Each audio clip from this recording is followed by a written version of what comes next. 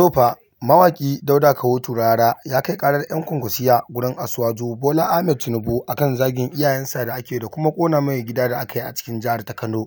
Wannan rahotanni ne da suke fita kai tsaye a shafin sada zumunta na duniya gabaki ɗaya. A yanzu haka muna ɗauke da cikakken rahoton kuma za mu kawo maka shi a cikin wata tashar tamu mai suna Kannywood Blogger TV yanzu nan ba tare da ɓata wasu lokuta ba.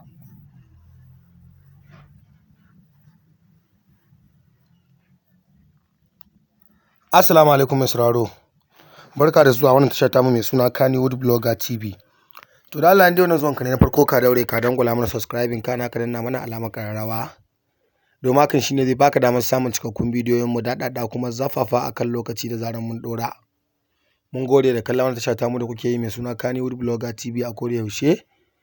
Godiya ta musamman ga dukkan masu sauraron mu a cikin wannan channel ɗin tamu mai ɗimbin albarka.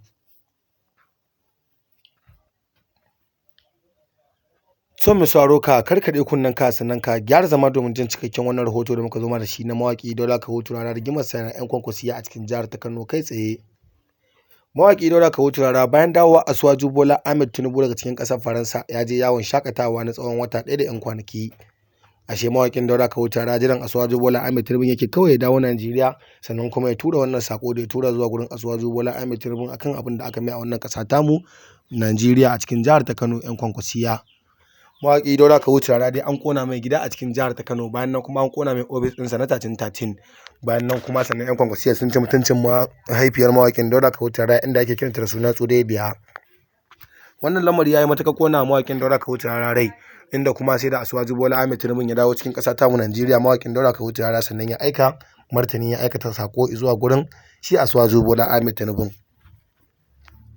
Mawaƙi Dauda Kahutu Rarara dai ya fitar da wata waƙa ce wacce yake cewa tsoho ya sauka da ƙwari a cikin waƙar, sannan kuma ya fitar da zazzafan baiti inda ya bayani akan cewa an ƙona mai gidansa, sannan kuma an ƙona mai gonansa, sannan kuma an zagi ubansa an ce ba shi da kowa, amma kuma tun daga babansa nan Asuwaju Bola Ahmed Tinubu zai share masa hawaye, inda kuma mawaƙin Dauda Kahutu Rarara ya tura wannan martanin kuma waƙa ta je gurin Asuwaju Bola Ahmed Tinubu. An ce duk da shugaban ƙasar Asuwaju Bola Ahmed Tinubu baya jin Hausa, an fassara mai wannan waƙa, ya ji saƙon da mawaƙi Dauda Kahutu Rarara ya aika zuwa gare shi.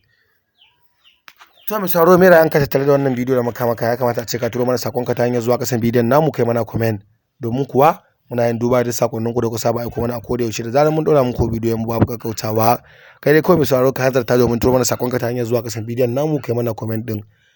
Mun gode da jimurin kasancewa da mu da kuke yi kullum da kullum a cikin zafafa kuma daɗaɗɗen bidiyon da muke kawo muku a cikin tashar tamu mai inganci.